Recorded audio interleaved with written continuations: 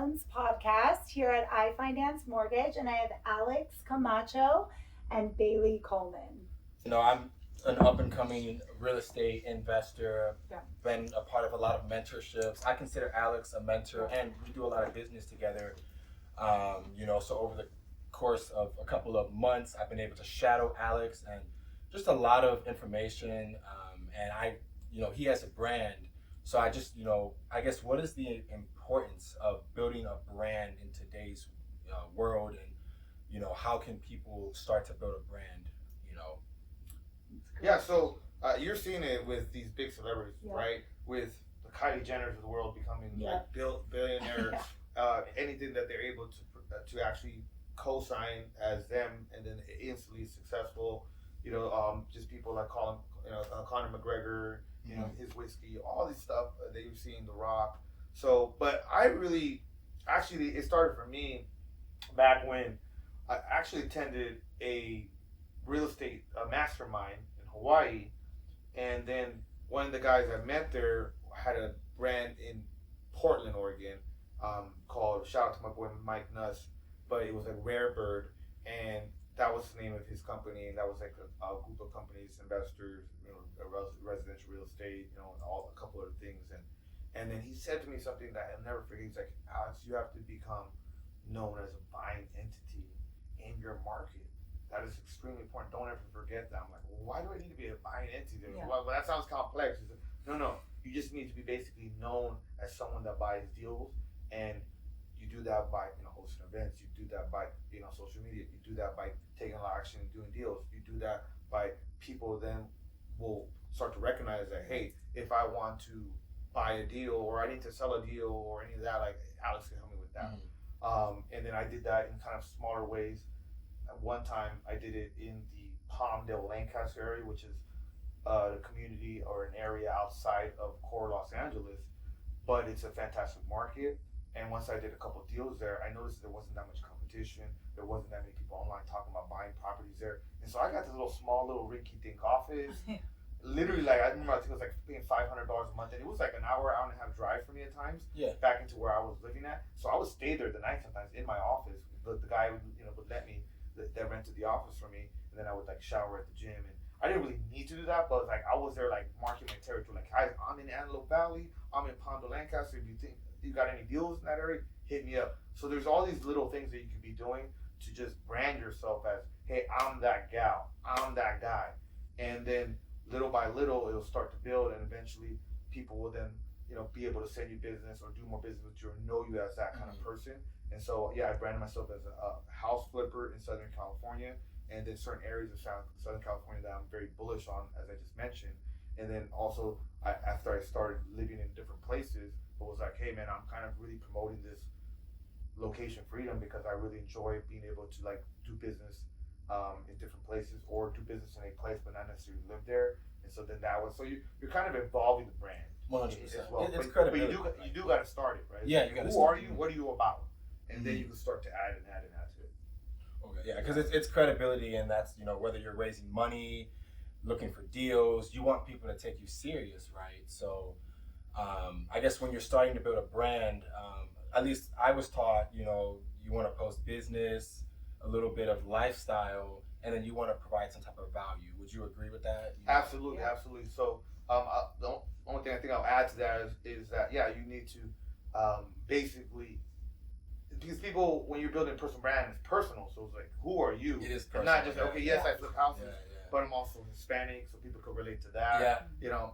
Growing up in humble beginnings, so people kind of relate to that. I have a close, relationship with my parents, so then I throw them on my social media sometimes, right? Too, and then, I relate to that. Yeah, so people could then okay, wow, this person has some things going on, but then I could also relate to their story and who they are as a person, and I kind of feel like I know them. So I think Brandon Turner says it's you're kind of building trust at scale. By building some type of brand where people know what you are and what you're about. And something that resonates with me is you want to tell people what you're doing, because if no one knows what you're doing, how can they help you get to your goal, right? So that's why I always say manifest, tell people what you're doing. Absolutely. So absolutely. And if you're not doing much, then you're not going to have much to say, right? So they go hand in hand. It's not like you're just sitting there bragging about things you have to tell people what you're doing, but you have to do things. Yeah, It's that 100%. simple. And just especially with social media now, you can attempt to kind of start building that personal brand. And it is a way to, it is a way to, but you have to be like super consistent, but it's a way to stay in front. Yeah. Like, even if I can't post anything about work, I'm posting a story at the gym. That one probably gets more than, but it's still like 100%. Tiff Does Loans comes up, on their not just on their work, feed. but also personal stuff, because people like to see that. Would you agree? Yes. Yeah. So yes, if you're only gonna do only your brand, I've been to so many masterminds at this point with the marketing. They say like it's just not gonna work. You need to put your personal. Show your kids, like if you're a soccer mom, like put that. It's gonna elevate you so much more than posting that one listing or something. Yeah, and let me add something to that, because it made me think about this idea called like your perfect ideal customer, or your avatar, right? So it's a marketing term. If you guys haven't heard it, look it up. It means like, who is your perfect customer and what do they look like? And I kind of geeked out on that a little bit. And then on my Instagram, you can see the insights. It shows like who's kind of following you, where are they from, are they male, female, all this stuff. And then I kind of now understand like who's following me the most. And so my message is kind of more targeted to that person. If there's people outside of the avatar, great, that follow me. That's icing on the, that's cherry on top of the cake. But I'm really trying to influence and help these people because they can relate and resonate with me the most. And so I've gone so far as to like name the person and who they are. So like my customer avatar is like, his name is Miguel. He grew up in South Central LA. He works for FedEx. He wants a better life for him and his family. And family also kind of humble beginnings, right? And so he really believes he can do something great in real estate investing. And so I am trying to elevate and help Miguel out because he's who I once was, maybe a decade ago or whatever that may be. So that's a little bit more advanced, but like that 6'2" Caucasian male that grew up for money in the Hamptons, like, is not my avatar. Like, if I influence that guy, great, but how much can he relate to my life? 100%. Not very much. But how many 20s, 40s Hispanic males from humble beginnings are there in Southern California? It's a pretty large avatar. Exactly. So I think that's a little, like, to add a little nuance there that I kind of geek out on the marketing side. That's amazing, though. I've never had anybody, because I have read a couple books, or I think .com Secrets is like where they break down where they break down the avatar, but that you're supposed to like draw them and like even give all those little things. But no one's ever done it like backwards like that. Like you go in and now you built one around your audience. That's so smart. Like, I don't think I have enough like insights for that yet, but this is gonna stay in my mind. And so then the moment, what it does, when it does finally hit, then I'm gonna be like, okay. No, but look, what it does, it also helps me make more connections. When I see someone, he's in my avatar. This guy's 30. He has like one rental property. He's Hispanic. I just met him at a meetup. We're probably gonna be able to lock in. We're more likely to do business than somebody that's not in my avatar. So let me spend that extra 2-3 minutes with the guy answering his questions. If a bank teller at the bank, I'm talking to him. He's in my avatar, so I just tend to talk to those people in my avatar. Now you're drawn to it. It's like subconscious. Like they relate to you. Built them now in your mind, and I think that's one of because once you focus on something, so if you actually, that's why they say like write it down. It's not just to write it down like it's going to happen. It's because you subconsciously start to look for it. It's like, so once you kind of have it all written. Exactly. So that's helped me connect with other people and focus on people. And for people outside of that avatar, it's almost like they have to do a lot of heavy lifting to even convince me that maybe we can do business together. Honestly, it's just like they're not like sorry, cool, like all right, cool, like all right, I'm gonna spend minimal amount of time with them because influencing them and working with them is gonna be harder than my avatar. Much harder. So it's not like I ignore them, but it's just like unless they really, really want to work with me.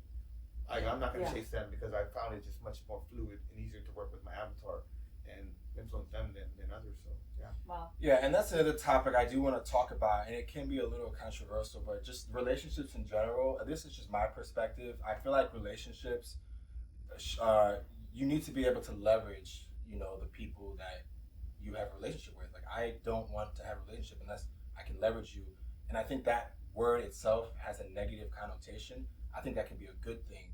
You know, leverage people in a good way, right? Yeah. Like, I don't know what you guys, feel about that, but like when it comes to relationships, like, like you want them to have something to offer, but I feel but like I want them to be able to help them as well, right? So yeah, I wouldn't necessarily put it as leverage because, like I said, it's a negative connotation. Yeah, so maybe that's not the right word, but like, I think I like the word more alignment. Is there alignment with this person? Does that mean that like I could actually help them in some way, and I think they can help me?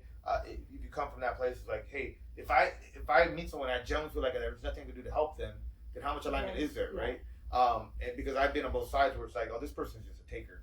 Yeah. I read this great book called Give and Take, where they talk about like givers, matchers, and takers.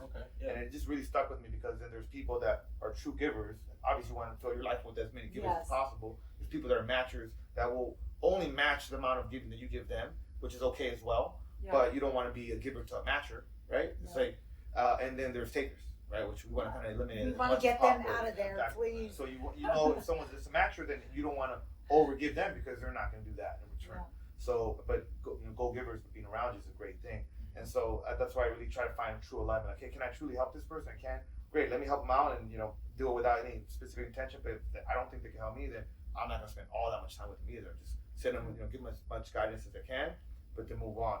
But I think you're right in searching for that because you only have a certain amount of energy and time and resources. You really only like why would you spend on someone that you really can't help out that much and maybe can't help you out that much? Yeah, it's like.